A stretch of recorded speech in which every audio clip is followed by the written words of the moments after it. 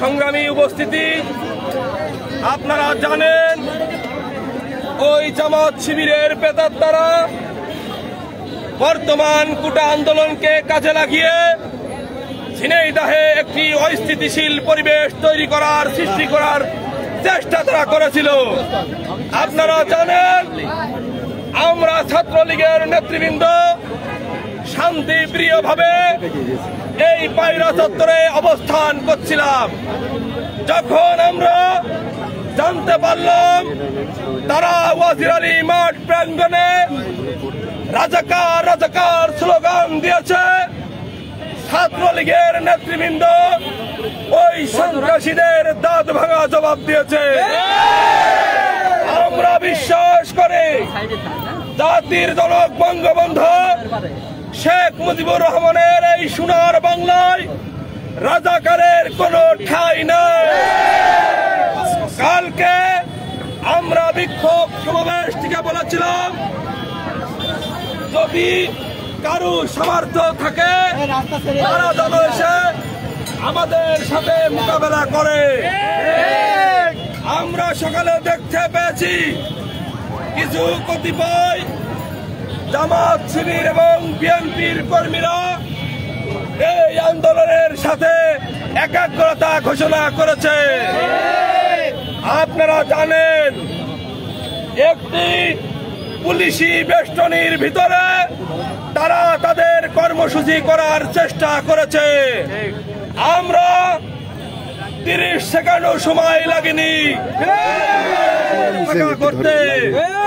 অতএব আমরা বলতে চাই ওই জামাত শিবির রাজাকার ঝিনাইদহে তাদের কোনো ঠাঁই নয়। যেখানেই দেখা হবে শুধু রাজাকার নয়, রাজাকারের পরিবারদেরও আমরা আটকিয়ে দেব।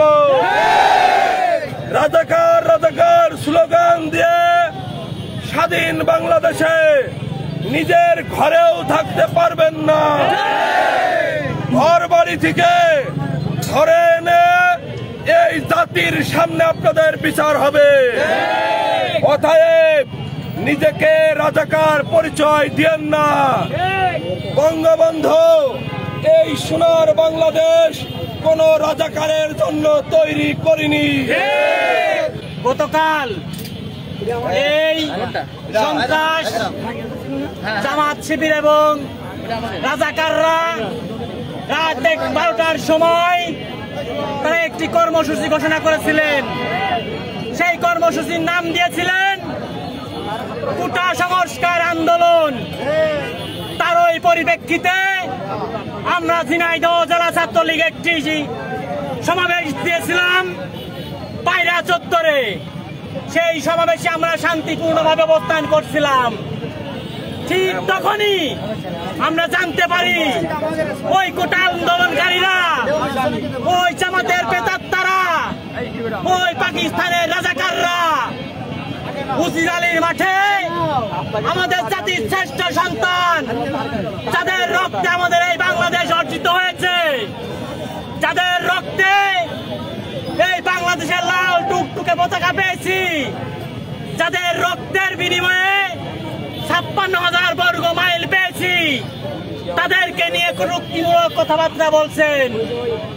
ঠিক তখনই আমরা ঝিনাইদহ জেলা ছাত্রলীগ পরিবার একত্রিত হয়ে তাদের সাথে একটা সমঝোতামূলক কথা বলতে চাই।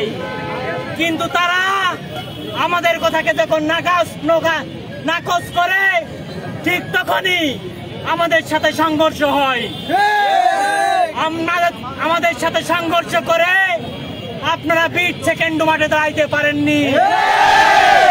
গতকাল সিটি কলেজের মাঠে আমরা একটা পিকচার খেলেছিলাম, সেই খেলায় আপনারা 5 সেকেন্ডও দাঁড়াইতে পারেন নাই।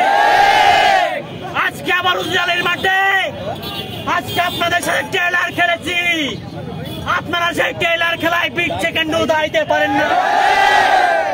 যদি আগামীতে আপনারা কোনো কর্মসূচি দেন তাহলে সেই দিন আপনাদের সঙ্গে আমরা একবারে ফিল্ম খেলবো, ছবি খেলবো, পূর্ণাঙ্গ ছবি খেলবো। তাহলে আপনারা আসেন, রাজপথে আসেন। সংগ্রামী উপস্থিতি, আপনাদেরকে বলতে চাই, এই জামাত শিবির 1971 সালে জাতির পিতা বঙ্গবন্ধু শেখ মুজিবুর রহমানের ডাকে যখন বাংলাদেশের 7 কোটি মানুষ এই বাংলাদেশ স্বাধীনতার লাল টুকটিকে পতাকা অর্জন করার জন্য 30 লক্ষ শহীদ জীবন দিয়েছিল, সেদিন এই রাজাকাররা আমাদের বিরোধিতা করেছিল, এই স্বাধীনতার বিপক্ষে অবস্থান নিয়েছিল। তাই আমরা সেই বঙ্গবন্ধুর আদর্শের সৈনিক বাংলাদেশ ছাত্রলীগ থাকতে এই বাংলাদেশের মাটিতে কখনোই কোন সময় এই রাজাকারদের অবস্থান করতে দেওয়া হবে না। সংগ্রামী উপস্থিতি, আপনারা জানেন আমাদের বঙ্গবন্ধু দেশরত্ন শেখ হাসিনা 2018 সালে এই কোটা আন্দোলনের কারণে বাংলাদেশ থেকে সমস্ত প্রকার কোটা উদ্ধার করে নিয়েছিলেন। সেখান থেকে একজন ছাত্রের যদি বিসিএসে উত্তীর্ণ হতে হয় তাহলে তাকে প্রথমত প্রিলিতে, তারপরে রিটেনে, তারপরে ভাই টিকে, তারপরে যায় এই কোটায় অবস্থান নিতে হয়। সেখানে এই 5 বছরে এই কোটার অবস্থান হয়েছে 2.5 থেকে 3%।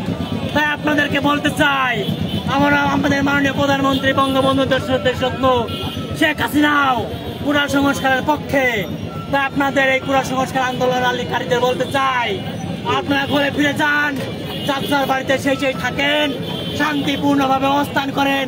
হাইকোর্ট আপনাদেরকে রায় স্থগিত করেছে, হাইকোর্টই আপনাদের এই রায় কিভাবে সংশোধন করবে, কিভাবে সংস্কার করবে তার সিদ্ধান্ত নেবেন। তাই আপনাদেরকে বলতে চাই, যেখানে এই কোটা আন্দোলনকারীরা অবস্থান নেবে সেখানে আপনারা স্বতঃস্ফূর্তভাবে আমাদের সঙ্গে যোগ দিয়ে তাদেরকে প্রতিহত করবেন এবং এই সিনেমার মাঠ থেকে তাদেরকে বিতাড়িত করবেন।